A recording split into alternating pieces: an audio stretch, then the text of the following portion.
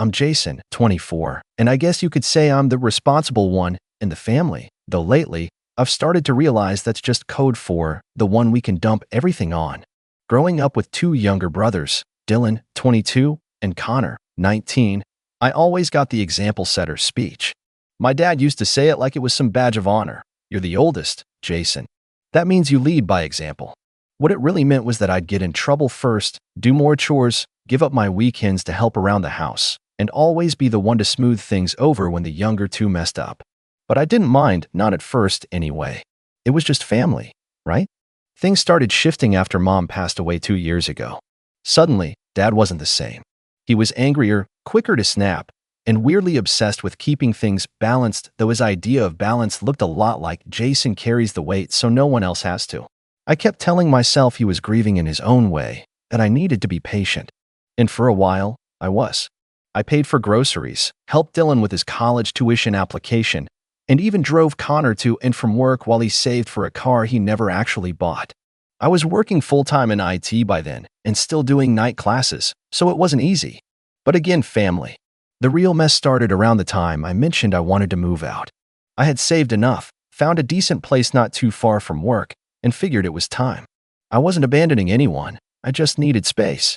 Independence. I brought it up at dinner one night. The reaction was not what I expected. You're what? Dad said, pausing mid-chew. Moving out, I repeated. I found an apartment, decent rent, near my job. I'll be handling everything myself, don't worry. Dylan looked up from his phone, barely interested. Connor just shrugged. But Dad? He looked like I told him I'd sold the house out from under him. You're not going anywhere, he said. Dad, I'm 24. It's not like I'm running off to another state. I'll be 15 minutes away. He dropped his fork and leaned back. And who's going to help out around here when you're gone? There it was. Not, we'll miss you, or good for you. Just pure, unfiltered expectation. I've been helping for years. You still have Dylan and Connor. Don't compare yourself to them, he snapped. They're not ready. You are. I didn't say it, but I was thinking it. Maybe they're not ready because you never expected anything from them. The conversation spiraled from there. Every time I brought up moving, he found a new reason it was selfish, bad timing, or disrespectful to your mother's memory. That one stung. I backed off for a few weeks after that. But the resentment? It built. Quietly. Patiently.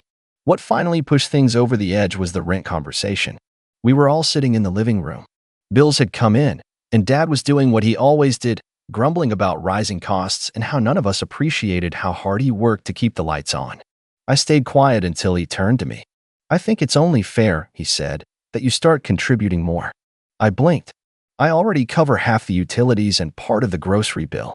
Your brothers don't earn what you do, he said. You've got a full-time job. It's only right you pay more. How much more? 50% more. I laughed. Not the amused kind, more the shocked. Did you seriously just say that kind? You're raising my share by 50%? Just mine. He nodded like it was a perfectly reasonable ask. It's only fair. Why is it fair to punish me for being responsible? You're not being punished. You're helping. I stood up. I've been helping. For years. But I'm not going to bankroll this house just because Dylan won't get a job and Connor spends more time gaming than studying. He gave me that look, the disappointed, fatherly stare that used to make me feel like I just wrecked the car. But this time, I didn't flinch. I'm not paying that, I said. I'll pass. He scoffed. You don't get to just opt out, Jason. That's not how this works. I pulled out my phone, opened the photos, and held it up. A nice shot of my new apartment, clean, unfurnished, and most importantly, empty. I already signed the lease. His jaw clenched. You made this decision without us? I made this decision for me. I moved out 2 days later. At first, it was eerily quiet. I kept waiting for someone to call me up, accuse me of betraying the family, or beg me to come back. But they didn't. Instead, I got passive-aggressive texts. Water bills higher without your help. Connor's job interview fell through. Dylan's car broke down, but I guess he'll Uber since you're not around. I ignored them. And honestly, it felt good. My apartment was tiny, but it was mine. I set my own schedule, cooked my own meals, and for the first time in years, didn't feel like someone's default backup plan.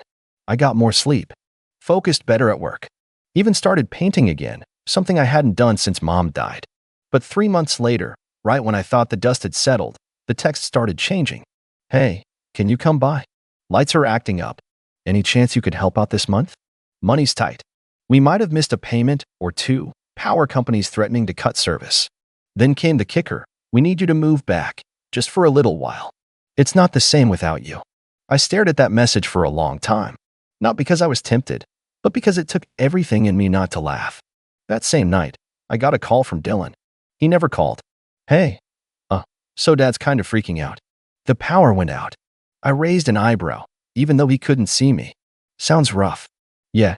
He said if you just paid the extra like he asked, this wouldn't have happened. Or maybe if everyone chipped in instead of sitting around waiting for me to solve things?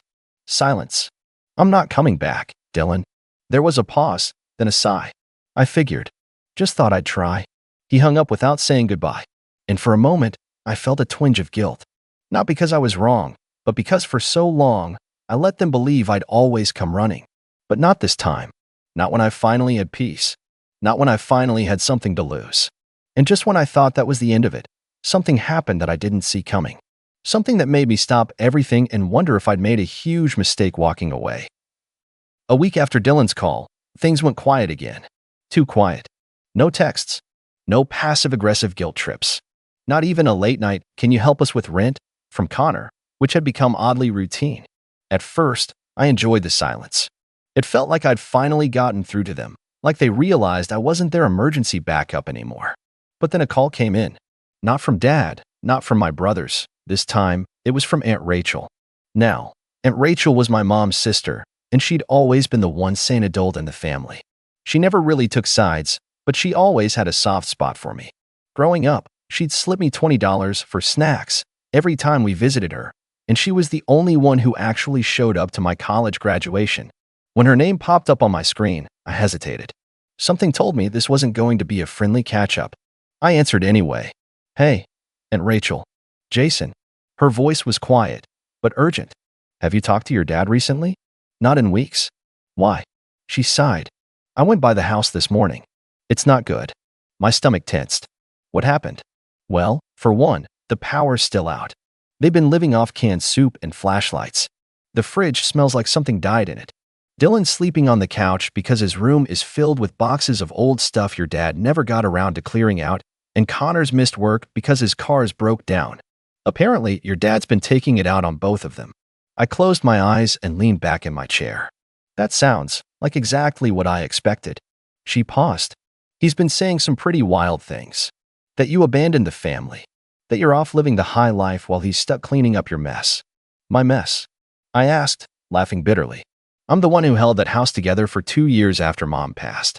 I cooked, cleaned, paid bills, babysat grown men, and when I finally left, I was told I was being selfish." "I know," she said gently. "I'm not calling to ask you to go back, but I am calling to tell you that something's not right. Your dad, he's unraveling." I sat there, unsure how to respond. Part of me wanted to ignore it. This was the same man who'd told me I owed him more than my brothers because I could handle it. The same man who watched me break my back for the family and called it doing your part. But another part of me, smaller now, but still there, couldn't help but remember the better times. The times he coached my soccer team, built a treehouse for us in the backyard, held me after I cried myself to sleep the night Mom died. "I don't know what you want me to do," I finally said. "Just be careful." I think he's angry. Really angry. But he's not angry at you. He's angry that you proved him wrong. I thanked her for the call, promised to stay safe, and hung up. But her words echoed in my head for days. He's angry that you proved him wrong. That one hit deep. Because it was true. Dad had built this whole narrative around me being the reliable one. The fixer. The permanent resident who would always be there no matter how unfair the terms were. And the second I stepped outside that story, it all collapsed. A few days later, I got a knock on my door. It was nearly midnight, and I wasn't expecting anyone. My heart jumped as I approached. I looked through the peephole and felt my stomach drop. It was Connor. He looked wrecked, hair disheveled, eyes puffy, a hoodie that looked like it hadn't been washed in weeks. I hesitated, then unlocked the door and opened it just enough to speak. "Connor." He rubbed his eyes and shifted his weight awkwardly. "Hey, what are you doing here?" It's the middle of the night. I didn't know where else to go. There was something in his voice that pulled at me, a kind of quiet desperation. I opened the door wider and stepped aside. He walked in slowly, like every step took effort. I didn't offer him a drink or a seat. I just stood there, waiting for him to speak. He finally sat down on the edge of my couch and looked up at me. "Dad's lost it, man." I said nothing, just folded my arms and waited. "He's yelling all the time. Blames me and Dylan for everything. Keeps saying if you hadn't left, things would be fine. He won't let us touch the savings, even though we need it. Keeps saying we have to learn responsibility the hard way. Dylan bailed 2 nights ago when his stay with his girlfriend. I didn't even know he was dating someone. And you came here because I couldn't take it anymore." He stared at the floor. "I know I didn't pull my weight. I messed around. Took advantage. I get it. But you're the only one who ever actually cared about the rest of us. I thought if I came here." "I don't know. Maybe you'd talk to him. Or at least tell me what to do." I was quiet for a long time. Then I sat across from him, elbows on my knees, staring him in the eye. "Do you know what it felt like to be told I owed more just because I didn't mess up as much as you and Dylan?" He nodded, slowly. "Do you know how hard it was to leave without feeling like I was abandoning the people I spent years cleaning up after? I didn't see it then. But I do now." I didn't say anything. He pulled his head tighter. "You think I'm a coward for leaving?" "No," I said. "I think you finally woke up." He let out a shaky breath, like he'd been holding it the whole time. That night, he crashed on my couch. I gave him a blanket and didn't ask questions. I didn't even sleep much. I just sat there in the dark, trying to figure out how things had gotten this bad, and whether any of it could still be fixed. But what I didn't know, what none of us knew, was that while Connor was sleeping on my couch, Dad was making a decision. A big one. And when I found out what he'd done the next morning, everything changed. The next morning started like any other, except for the fact that I had my younger brother passed out on the couch and 100 questions buzzing in my head. I got up early, quietly made some coffee, and stared out the kitchen window at the city waking up, pretending for just a minute that everything was normal. That I hadn't just heard that my father had gone completely off the rails. That I hadn't just become the reluctant shelter for the sibling who used to roll his eyes every time I asked for help with dishes. But normal was long gone. Connor woke up around 9. He sat up groggily, looked around like he wasn't sure where he was, and then rubbed his face. I wasn't dreaming, was I? "Nope," I said, handing him a mug. "Still in my apartment. Still power. Still peace." He took the coffee and gave a weak smile.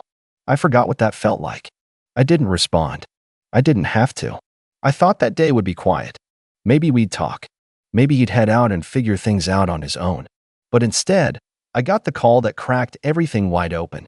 It was from the property management office that handled the house Dad owned. "Hi, is this Jason Adams?" the woman asked. "Yes. I'm calling about the home on Maple Street. Your father listed it for sale this morning." I blinked. "I'm sorry. What?" "He said we should contact you because you'd want to know. I thought maybe you were part of the ownership. It's unusual for us to get a sale notice like this without the other tenants being made aware." I nearly dropped the phone. "Wait, my brothers live there. And it's not a rental, it's our family home." "Well, yes," she said gently. "But your father is the sole owner on the deed. He came in personally, signed the papers, and said he wanted to get rid of it before the month was over. Cash buyers only. Quick close. Cash buyers. Quick close. That's not a sale. That's a fire escape." I hung up, my heart racing, and turned to Connor, who was sitting up straight now, sensing something was wrong. "What is it?" I told him, word for word. Watch his face drain as he absorbed it.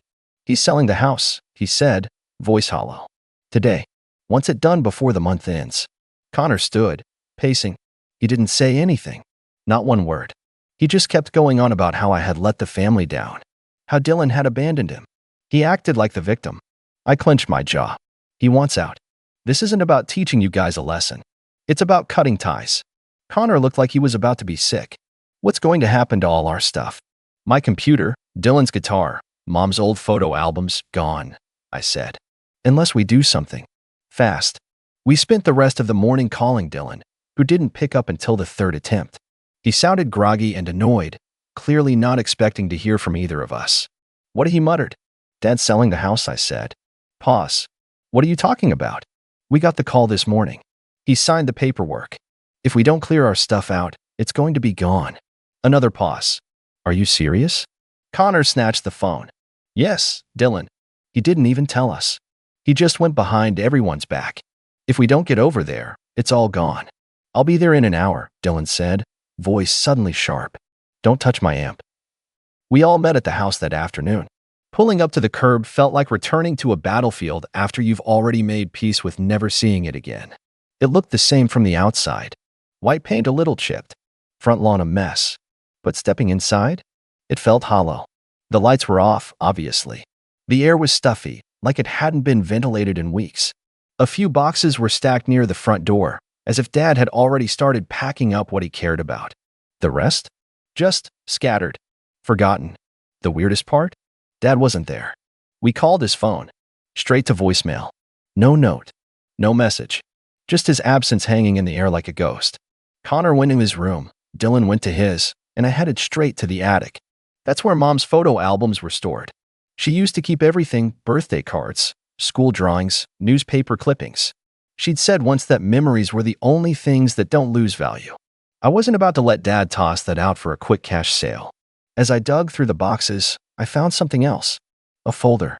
It wasn't labeled, but inside were several crumpled documents. Bank statements, loan applications, past due notices.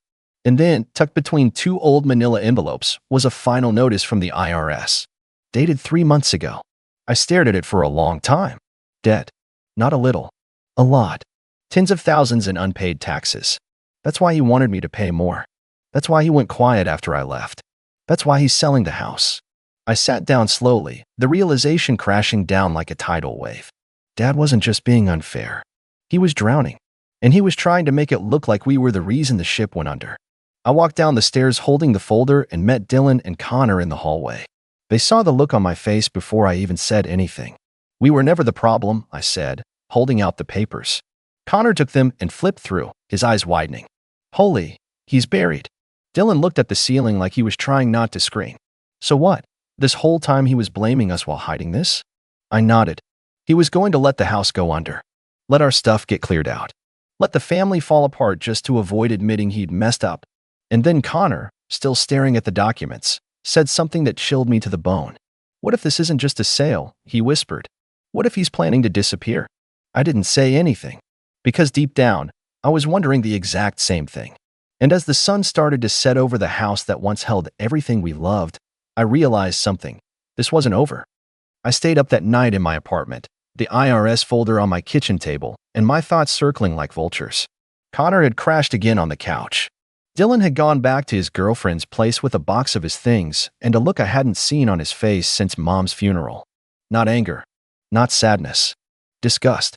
I didn't sleep. I was angry, sure. Furious, even. But not in the impulsive way. This was colder. He'd used me. Used all of us. Lied. Manipulated. And worst of all, he hid it until the last second. And when the ship started sinking, he tried to throw us overboard and paddle away like the captain of some noble sacrifice. I'm not a doormat. Never was. I stuck around because I thought I had to. Because I thought it was love, or loyalty, or responsibility. But it was fear. Fear of what would happen if I stopped playing my role. And now that I had, he ran. The next morning, I did something I never thought I'd do. I called our family lawyer. Mr. Jennings was old school. Had been our legal guy since I was a kid and helped Mom with the will. I told him what I found, the IRS notices, the quiet house sale, the missing parent. He agreed to meet me that afternoon. When I showed him the folder, he didn't look surprised. I wondered when this would catch up to him, he muttered, flipping through the notices. You boys didn't know? Not a word, I said. He kept us in the dark and tried to pin it all on me when I left. Then he listed the house and vanished. Jennings gave a low whistle. He's lucky you're not pressing fraud charges. That got my attention. Fraud. He looked at me over his glasses. Jason, you told me he came into the office and said the house was vacant. That there were no tenants. That's perjury. If you didn't disclose your brothers still had property in the home, or that they were living there part-time, that's grounds for contesting the sale. I leaned back. So what can we do? I'll file an emergency injunction to freeze the sale. If he sold it under false pretense, we can legally halt the process. You'll need to sign an affidavit about your brother's residency, and they will too. If the buyer backs out, which they probably will, once they realize this is messy, you'll buy some time. It was like the fog cleared. We had a way to stop it. I signed what I needed to, called Connor and Dylan, and by the next morning, Jennings had the paperwork in motion. The buyer dropped out the following week. Apparently, Dad hadn't told them about the debt, either. Typical. But freezing the sale wasn't the end of it. I wasn't going to let this man just fade into the sunset with his pockets full of whatever junk he managed to box up. I hired a private investigator. Not out of revenge, out of principle. He was still my father, yes. But he was also a man who abandoned his kids, lied to legal authorities, and tried to throw us under the bus while he bailed. It took less than 2 weeks. They found him in a cheap motel 2 hours out of town, under a different name. He drained the last of his retirement into a cash account and was planning to lay low while the house sold. The PI gave me the report. I stared at it for a long time, then made a decision. I called him. He didn't answer at first, of course, but on the third try, he picked up. His voice was hoarse, like he hadn't spoken to anyone in days. "Jason," he said, carefully. "I didn't waste time. I know where you are." Silence. "I know what you did. I know you lied about the house. I know you emptied your accounts. I know you were trying to disappear." More silence. Then, like a reflex, he tried the guilt trip. "You don't understand what it's been like. I lost your mother. I lost everything. No," I cut in. "You lost yourself. And then you tried to take us down with you. I didn't mean. You knew what you were doing. You didn't ask for help. You made demands. You made me feel like I owed you. You tried to make me the villain for stepping away from a collapsing house that you set on fire." He sighed. "What do you want from me?" I didn't hesitate. "Accountability." He laughed bitterly. "You want me to apologize?" "No. I want you to fix what you broke. You owe back taxes? Deal with them. You listed a home full of your kids' belongings? Reverse it. You disappear again, I will press charges. Fraud. Negligence. Whatever sticks. I don't have anything left, Jason. Good. Maybe now you'll finally understand what it felt like to be used." I ended the call. It was over. Connor stayed with me for a couple more weeks, then found a job and moved in with a friend. Dylan went no contact with Dad and poured himself into work and music. We still talk, more now than we ever did under the same roof. The house? We cleaned it out, one room at a time. I found more of Mom's things in the attic, old letters, a journal. She wrote about each of us, how proud she was, how much she hoped we'd take care of one another when she was gone. We did, Mom. Eventually. Dad never came back. Last I heard, he was couch surfing with an old army buddy, slowly getting back on his feet. I didn't chase him, didn't fight him, didn't need to, because this time, I wasn't the one cleaning up the mess. And for the first time in years, I could finally breathe.